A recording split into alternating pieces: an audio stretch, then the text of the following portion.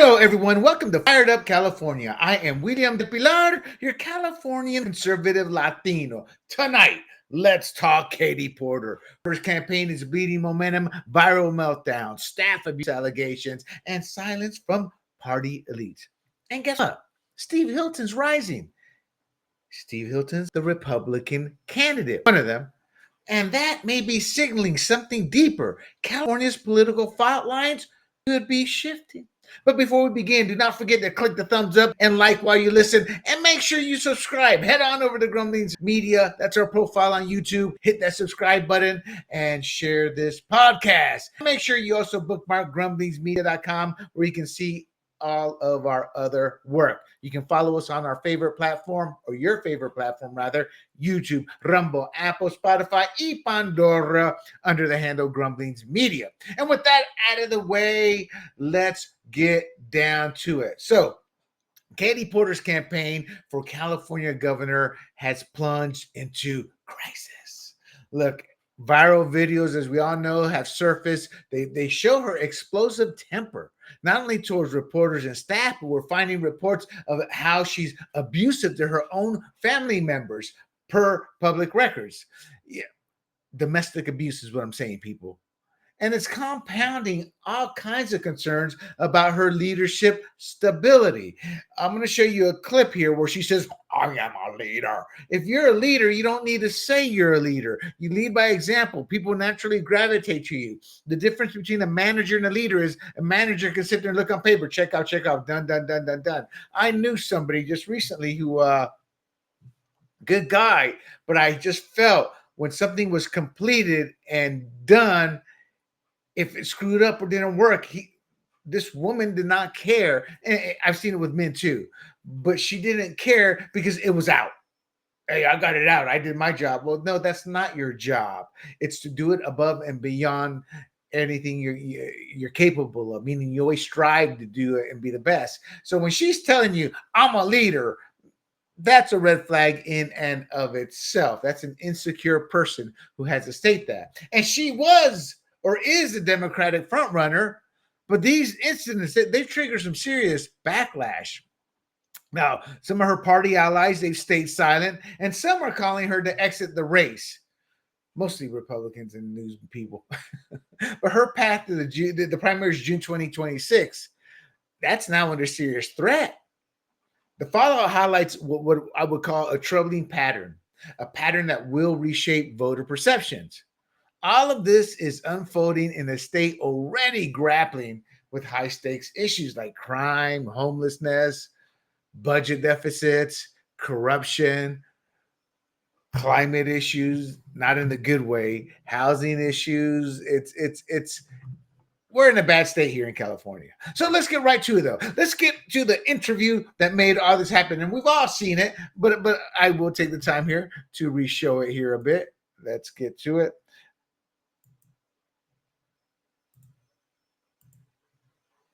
All righty, there it is. Ooh, what happened? Let's make it slightly bigger so y'all can check it out. This is CBS News California investigates. What do you say to the 40% of California voters who you'll need in order to win, who voted for Trump? How would I need them in order to win, man? Well, unless you think you're going to get 60% of the vote. You think you'll get 60%. Everybody who did not vote for Trump will vote for you. That's what you're saying. In a general election, yes. If it is me versus a Republican, I think that I will win the people who did not vote for Trump. What if it's you versus another Democrat? I don't intend that to be the case. So how do you not intend that to be the case? Are you going to ask them not to run? No, I'm saying I'm going to build the support. I have the support already in terms of name recognition. Mm-hmm. And so I'm going to do the very best I can to make sure that we get through this primary in a really strong position. But let me be clear with you. I represented Orange County. So first of all, her comment on Trump is condescending. Well, I don't need Trump voters. That's not a leader. And she calls herself a leader. A leader understands you have to serve all of your constituents. I just did my Fired Up California podcast last Friday, and somebody who was very religious came, and we were talking about the LGBT issue. And I sat there and said, look, to each their own. but somebody who leads, they have to look at the bigger picture and represent everybody. You're there because of your values, but at the same time, you've got to represent everybody. She refuses to represent Trump voters. She doesn't hate us. She's condescending. She doesn't like us. Now let's go back to I'm going to go back a few seconds here. This is what she should have said. Clear with you. I represented Orange County. I represented a purple area. I have stood on my own 2 feet and won Republican votes before. That's not something every candidate in this race can say. If you're from a deep blue area, if you're from LA or you're from Oakland, you don't have an experience. But you just said you don't need those Trump voters. Well, you asked me if I needed them to. See, that was her answer. That's what she should have said from the first moment.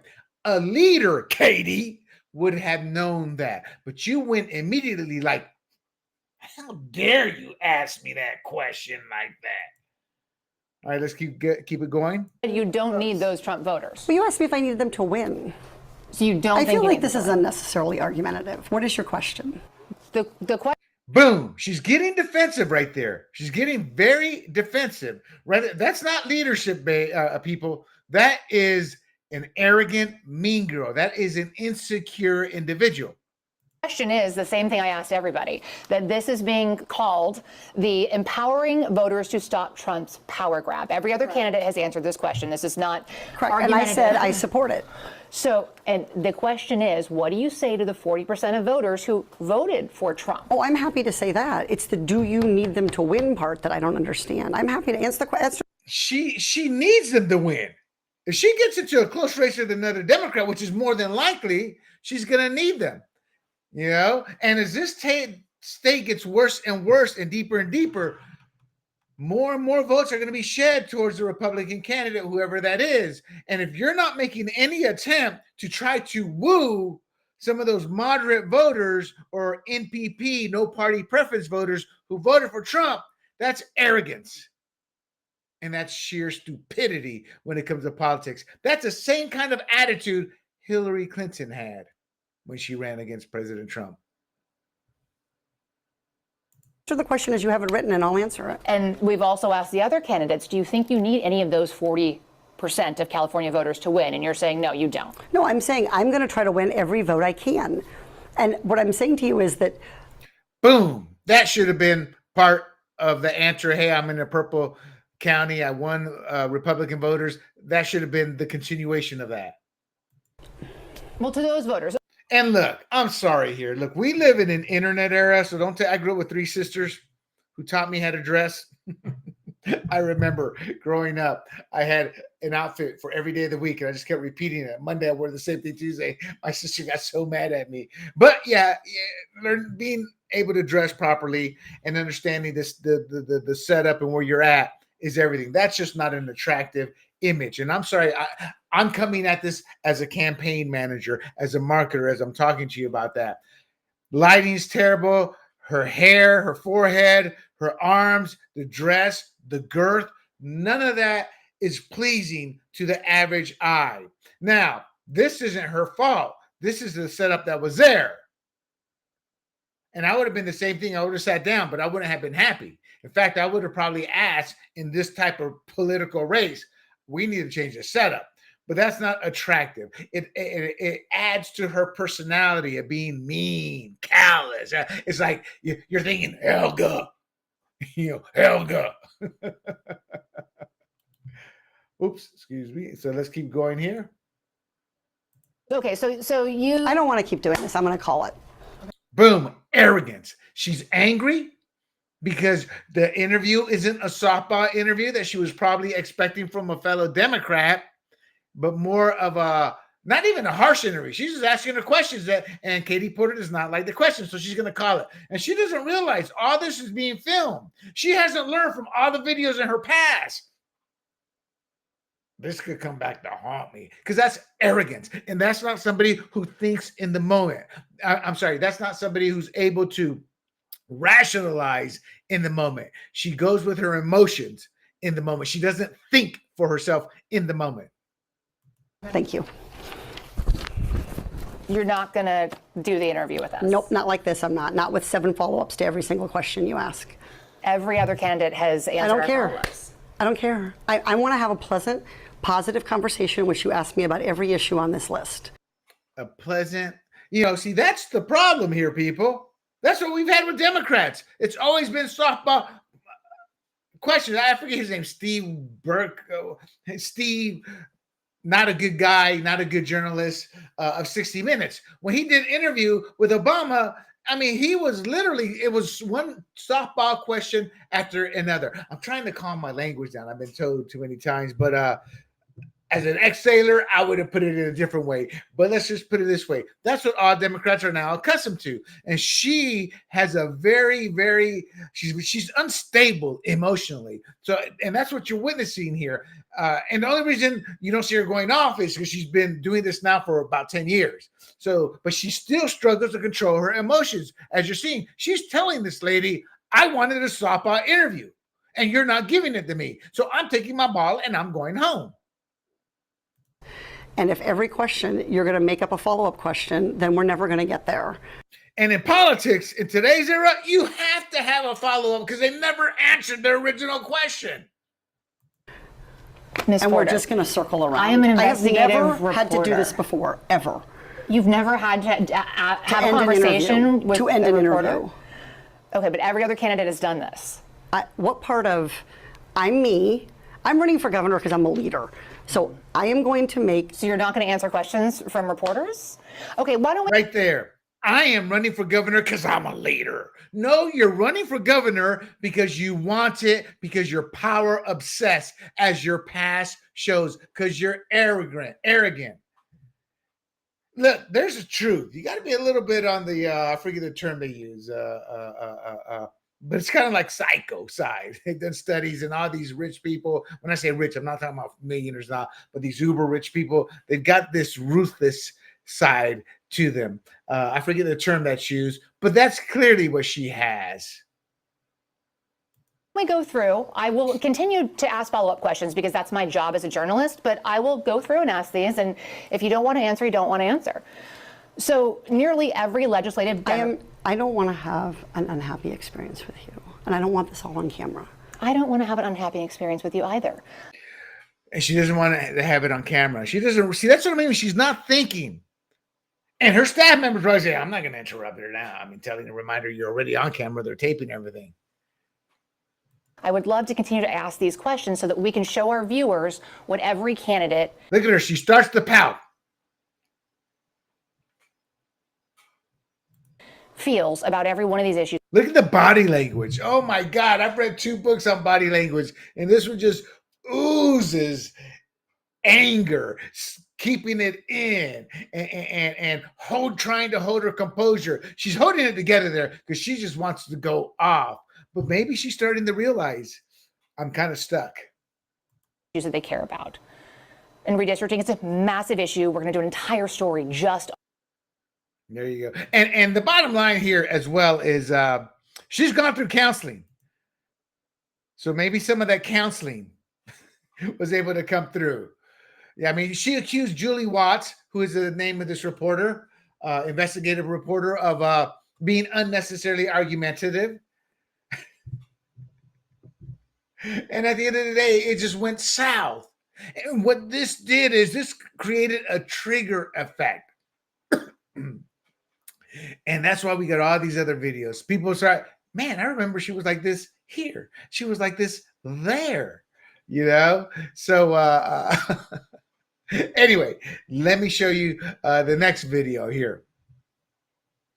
And y'all have seen this, but I just want to dissect it a little bit.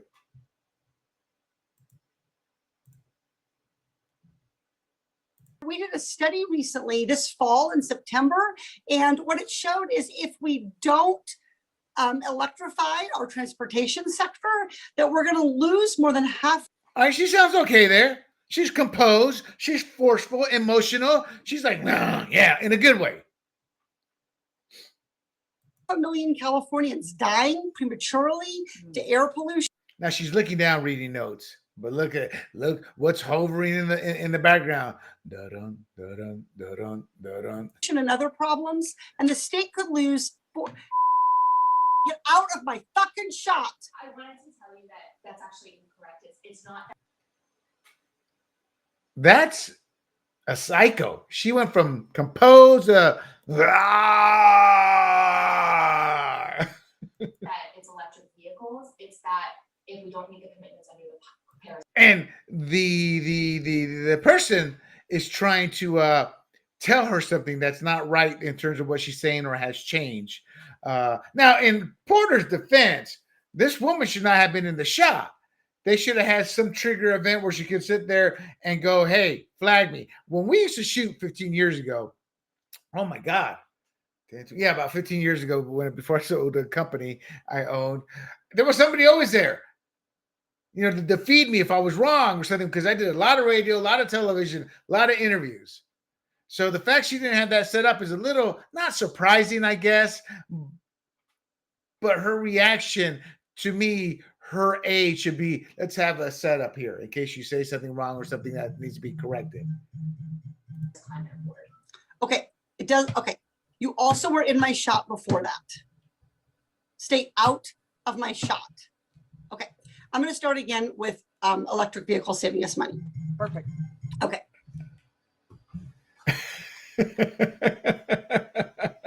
That's just too funny, my friends. That is just too funny. So, again, that's somebody who doesn't have composure. That is somebody who doesn't have her act together and how to deal with people. It's when something happens, something comes up. This was a Zoom session, and it was focused on environmental policy. And she was trying to correct her on something about electric vehicles. Yeah. And then she's also berated. There's video over berating staff over a lighting issue. You know, I'm not going to show them all. I just wanted to show the main highlights because we've all seen most of these. So she was seen berating her staff. And here's the issue when she did that. She was, then, hey, how you doing? That's a psycho. They go from this anger to boom. It showed such a contrast in who and what she is. Not who she is, what she is.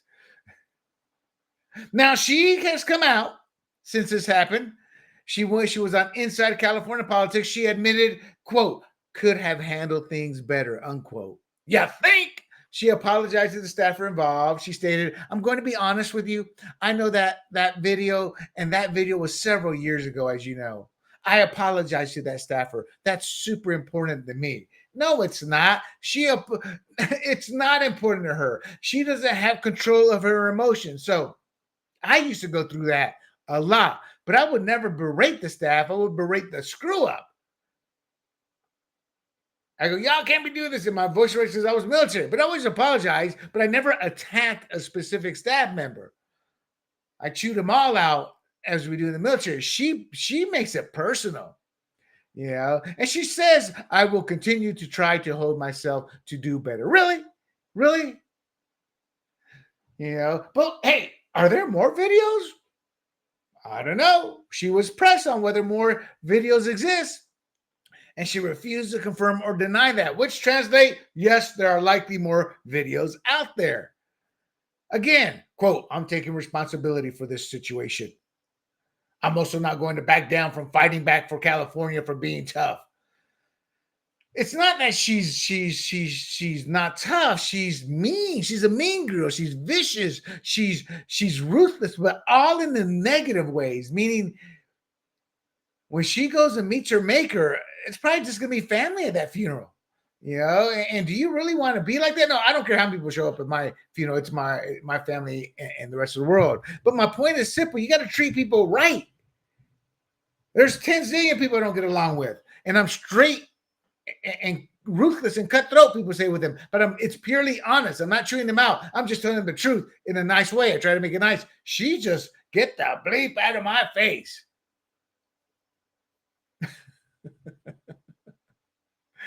Oh, man. So defense of her temperament?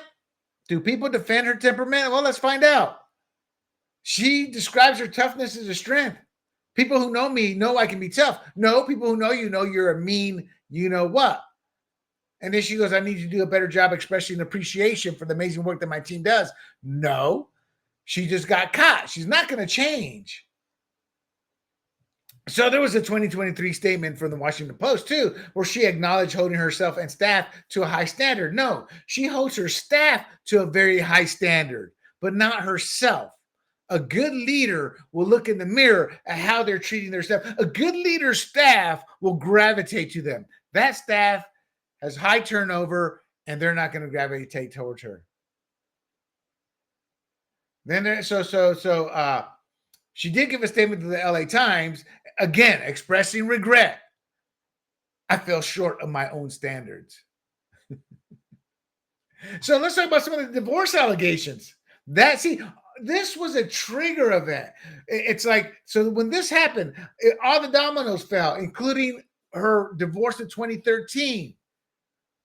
She was accused of repeated verbal abuse. Now, is there anybody who denies that? No. We've seen it on video, not once, not twice, multiple times. She called Hoffman, her husband, I guess, a bleep idiot, a F idiot, referred to him as F incompetent, said he was too F dumb to operate a phone, talking about a cell phone. She wouldn't allow him to have one. Oh my God, I'd hate to be that husband. I mean, as a man, it's like, dude, you don't represent manhood. You know? And then there's the physical abuse, throwing objects, shattering the glass coffee pot in 2012, clawing her own arms to allegedly blame him. She's psycho. Y'all think Newsom's bad? Imagine if she gets in the office. That may be my tipping point. Whoop, we gone. Then there's a 2006 alleged incident involving mashed potatoes. She reportedly dumped a ceramic bowl of steaming hot mashed potatoes on her husband's head. She criticized him in terms of how he prepared for them. Can't you read the F instructions? Boy, she's like a sailor. And it allegedly burned his scalp. God, he just sounds like a JJ. Now, she had her own accusations towards him of abuse, but we've seen her on film. I'd put money on her. Now, he also says she regularly demeaned him in front of the 3 kids. I believe that. And that resulted in the children spitting at him, throwing food, calling them bad daddy. And he filed for a restraining order. Describes her as rage prone. I think that's evident in the film. Not even her own Democrats care for her. This is the political potpourri. One of these guys is, I want to say Steve Scalise, but it's not. I forget his name. Steve, chief of staff for Trump's first term. Mark Halperin, who I discovered him watching Megyn Kelly. Not a big fan. I mean, he knows his stuff is really good. I don't know. It's just something about him. But he seems like he's starting to win me over watching him. But early on, I wasn't a big fan. But this is a great point. They're talking about Katie Porter. You know, it's a Democrat strategist. Let's listen in.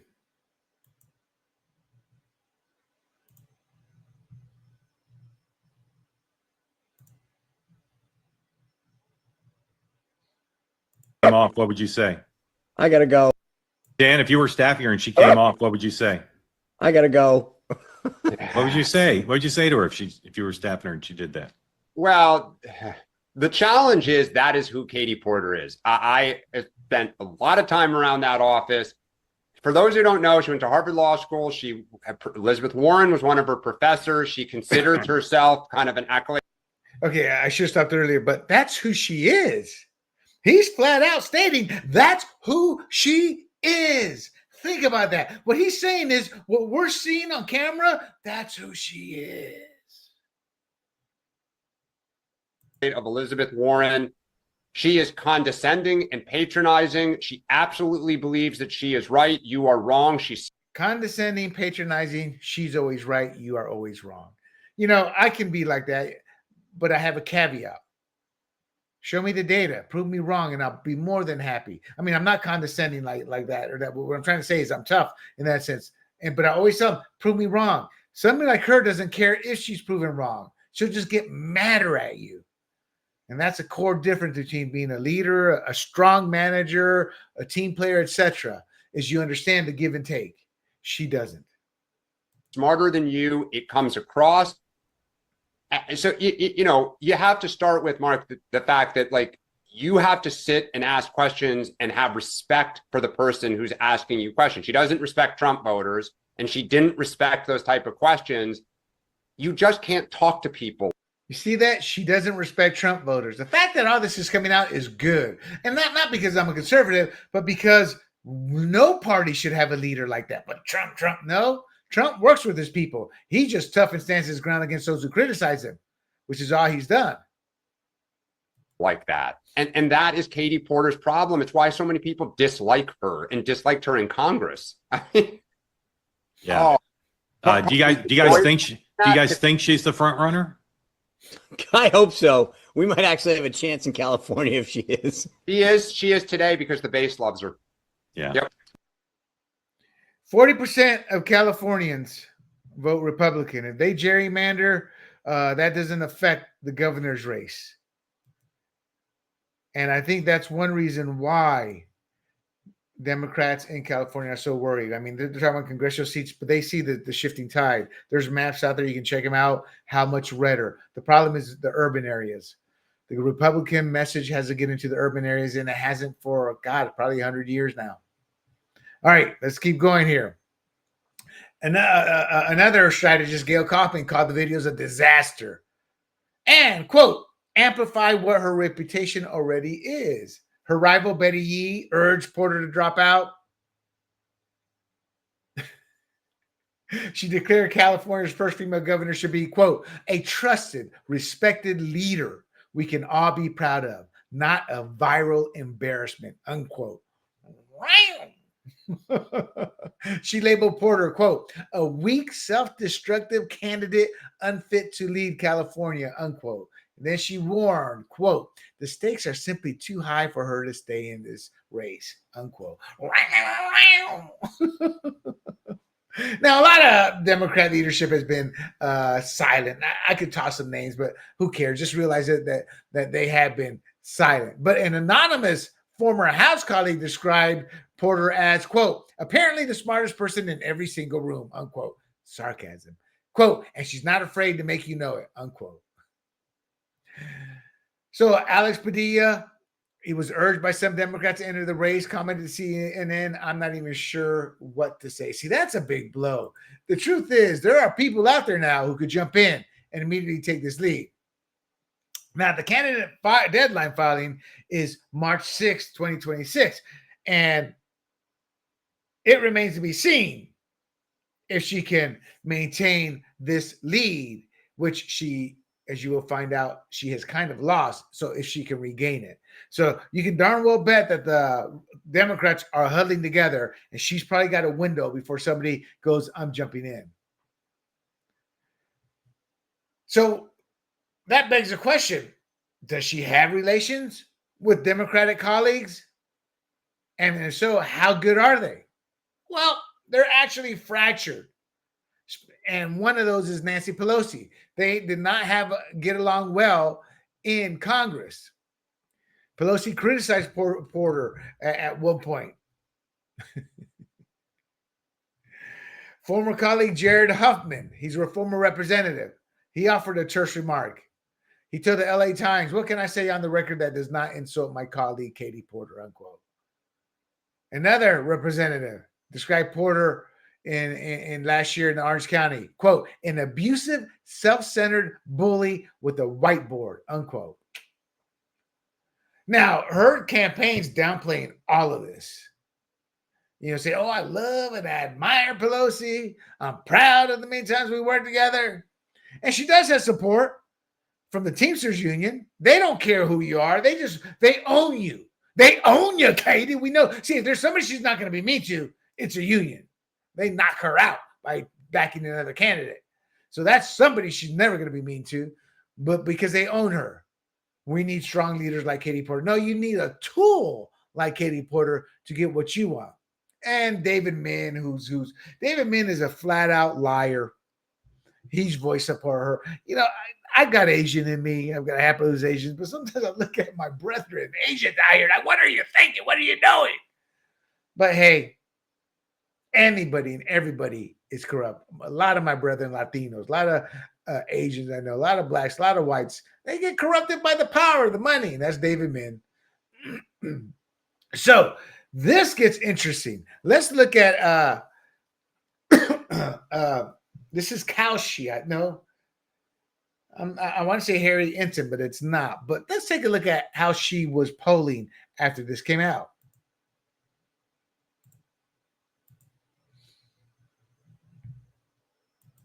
Hey, Laura, you know, I'm looking around and I don't seem to.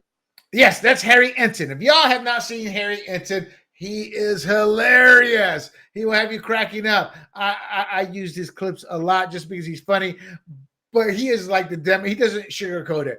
You Democrats are going down. You're digging your own grave. Blah, blah, blah. Check him out. Hey, Laura, you know, I'm looking around and I don't seem to see anyone in my shot over there. So I guess that makes me a little bit like, unlike Katie Porter, right? But look, the Katie Porter snappings, they have been heard around the world. And I think that Katie Porter's making history because she has potentially annihilated her chances to be the next governor of California more so than any other candidate I've ever seen so quickly. My goodness gracious. What are we talking about right here? All right, before we do that, the reason he said that and the reason it's happening is because we saw her unfiltered. You know, sometimes when you see a lot of these scandals and not, you don't see them, you hear about them. With Katie Porter, we saw it. We saw her in action. We saw who she is, what she is. And that's hard to come back from. Well, let's take a look. Chance to be the next California governor. According to the Kalshi prediction market, Katie Porter's chances have fallen through the floor. Just 2 days ago, she was the plurality leader in the prediction markets at 40%. Now, get this, her chance has fallen by more than half to just 16%. My goodness gracious. Meanwhile, Alex Padilla, who's not even running for governor of California at this point, he's a sitting senator from that state, his chances have gone up through the roof from 10% all the way to 27%, nearly gone up threefold.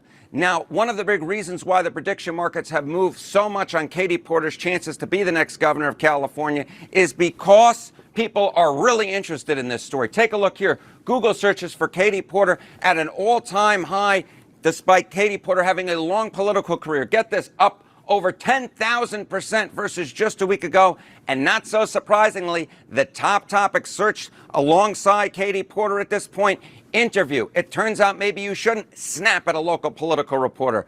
But I'll tell you who else can't. So we saw who she is. And even though she's had a long career, she's not learned from it. But the reason most people don't know her is because she's just a congresswoman, you know? So where does it stand today? This was a couple of weeks ago. Well, in September, there was a poll. It was an Emerson College poll. Katie Porter led with 16%. And Steve Hilton followed with 10%. And Riverside Sheriff Chad Bianco was at 8%. And Javier Becerra was at 5%. I expect all those to move up. And have they? Do you think they will? Well, let's talk about a Zogby Strategies poll. It initially showed Hilton, Steve Hilton, the UK transplant. I'm not a big fan of who he was, but I'm willing to listen to who he is now because he was more of a center left politician under what prime minister was it? I should know this. Tony Blair, I want to say, maybe, or the one before him. But one of those guys are more center left than they are conservative. So I was always lukewarm, but anything's better than Katie Porter. I'm hoping to actually get Steve interviewed. So we'll see how that goes. But he was trailing her. But after the message testing on key issues, the cost of living, homelessness, and crime, Hilton led Porter 29 to 23%. And after this, you know his numbers are going to go up. So who knows? Who knows? Maybe we can pull it out here. Now, the Republicans are having a field day with this. But one Republican strategist, he's a consultant, Mike Murphy, said that Porter's clashes, her personality, everything who she is, that's an open secret. Quote, it was an open secret on Capitol Hill and among politicians that she was not a team player. There's show horses and there's work horses, and she was never accused of being a workhorse. Then a Republican out of California, Ken Calvert, And he was right. What he said is it's a window into the mentality of radical California Democrat politician. He's right. You see it in Newsom. You see it in her. You see it in these bills of Scott Wiener. If there's this arrogance there, we don't care about you, constituent. We are who we are. We're smarter. We're better. That's why we have to vote no on Prop 50. Oh, man.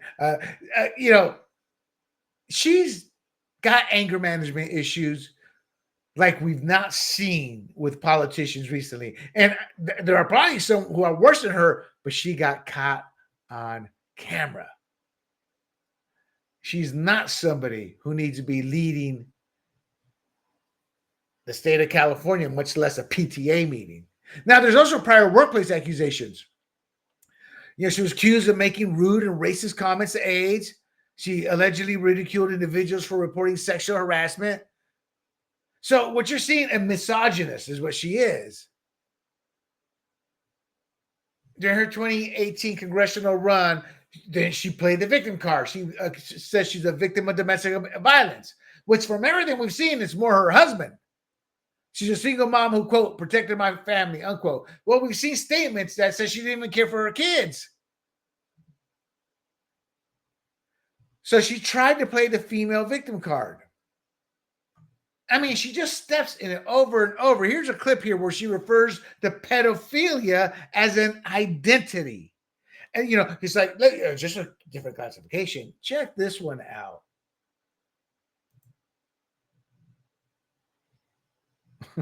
Man, these will boggle your mind. This allegation of groomer and pedophilia. That's kind of tough to see. Let me make it a little bit bigger for y'all. Once more. Bam! As Emerson would say. Okay. Short clip, 13 seconds.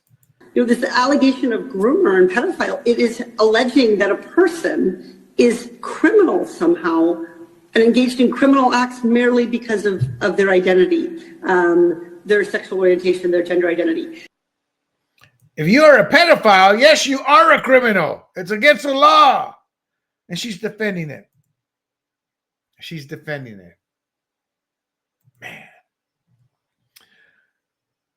Then she suggested abortion. She was talking about abortion with her child. She also blamed a staffer for giving her COVID.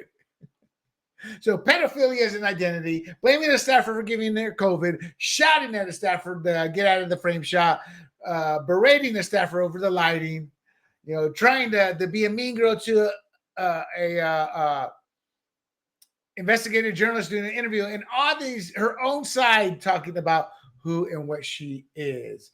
But then she also put her daughter into the political realm. And it's one of these, Alex, I'll take things that never happened for $1 billion. This is her on abortion and Trump being elected.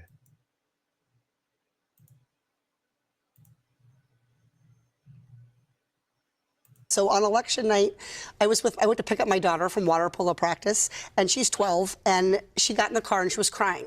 And I said, "Did someone punch you? Like, water polo's a rough." And look, I'm sorry. Again, in politics, we are in a new era. I always tell these old white guys, this isn't the era for you anymore. We can just sit there, and be boring. You gotta have charisma. You gotta be presentable on the camera. It's like she doesn't. It's like you need to hire somebody, Katie. And I'm not being mean. I'm just giving you the facts of life in presentation. Rough sport. I was like, did someone hit you? Did the coach yell at you? What happened? All right, so here's about her daughter picking her up. And I said, did someone punch you? Like, water polo's a rough sport. She got water polo practice, and she's 12, and she got in the car and she was crying. And I said, did someone punch you? Like, water polo's a rough sport. I was like, did someone hit you? Did the coach yell at you? What happened? And she said, Mom, Trump won. Trump's going to win. And what if I get raped and I need to have an abortion? This is from a 12-year-old, my 12-year-old daughter. And so it was really a reminder of how scary this time is for people, and how important it is for Democrats to have strategies, both at the state level and the federal level, to make sure that we can continue to protect people's rights. Now, I'm sorry. If a 12-year-old girl is bringing that up, it's because mama taught her to say that, or it just never happened. It's just another psycho move to try to gain sympathy by using your kids. And then they say, leave my kids out of it. Well, don't bring your damn kids into it. Then she suggested Biden-era inflation was a reason to abort even more children.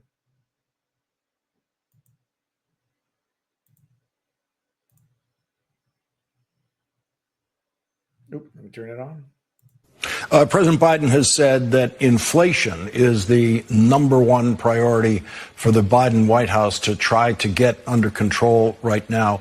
As you're out there in California talking to constituents during this re-election year for Congress, how does inflation compare to this newly important, in the sense of the Supreme Court decision pending, abortion issue? How do those two issues compare? Well, I don't think they compare. I think they actually reinforce each other.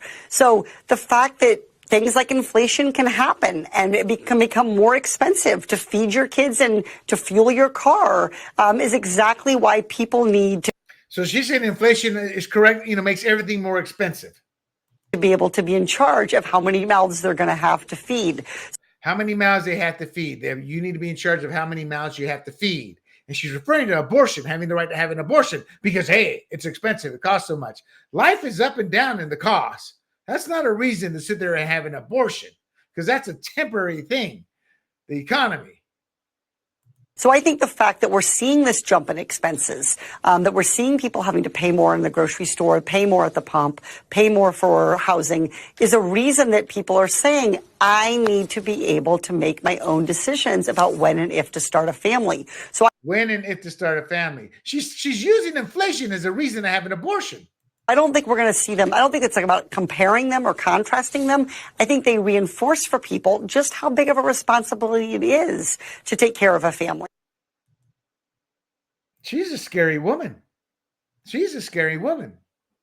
And she even badmouthed Trump. I mean, they all do. But, quote, I'm not going to show this video. Quote, soon Trump will lose or go to prison or, I don't know, have a heart attack. I don't know what his demise is going to be, but he'll have his demise, unquote. And the reason it's terrible, imagine saying something like that about Obama or any Democrat. They'd have you. That'd be just nonstop. And, luckily, most of America is starting to realize who cares. But that did prompt online backlash. She's just a vile individual, and it's sad. And there you have it, folks. That's who Katie Porter is. Now, the truth of the matter, Steve Hilton has a shot here. Sheriff Bianco, he needs to get out. He's getting out there, but he needs some magic to happen. But it's right. I expect if she can't overcome or if things remain close, somebody's going to jump in. They'll sit her down. Lady, nobody likes you as it is. The money will dry up. Get out. So she's got a lot of work to make up. So I guess at the end of the day, what we're looking at and what we're asking is Katie Porter, the Democrats' ticking time bomb? Look, her lead has collapsed. Emerson had her at 16%. Now Zogby shows Republican Steve Hilton surging ahead 29-23 after the actual kitchen cabinet issues come up, or the kitchen table issues come up, the reality. You combine that with all of what's happening, all these relentless hits, voters aren't going to be buying her tough talk act. So from scouting her ex, think about it, from scouting her ex with boiling potatoes in 2006 to berating staff on viral Zooms to dodging fresh bullying allegations just this week, Porter's rage pattern isn't just personal, it's political. Rivals like Villaraigosa, translation Tony Villa, are calling her unfit to, quote, solve hard problems and answer simple questions, unquote. Look, Pelosi's silence is deafening. She has a lot of pull up in that Bay Area. Betty Yee wants her out. And if this implosion continues, as more and more videos surface, Democrats could hand the California governorship to the GOP. And more leaks are coming, people. I feel it. And they might just finish what Porter started herself, putting her foot in her mouth. That's it, people. Thank you for listening. And don't forget to like and share the podcast. Remember these stories when politics come up. Press your friends, your peers, your co-workers, your family members to remember, or rather remind them what Democrats have done. And do not forget, vote no on Prop 50. We can't count on the California Republican Party, so we have to count on ourselves to spread the word. Before I go, make sure you hit like, thumbs up, and share this podcast. And subscribe to our YouTube, Rumble, Apple, Spotify, Pandora channels under the handle Grumblings Media. Until next week, my friends, this is William Del Pilar for Fired Up California. Stay vigilant, stay safe, and get involved. Hey everybody, this is Big John from Grumblings Media, and I just want to say thank you for watching our content. If you want to support our efforts here at Grumblings Media, just smash the subscribe button right here, totally free, or just go ahead and consume more of our great content. Click either one of these two boxes.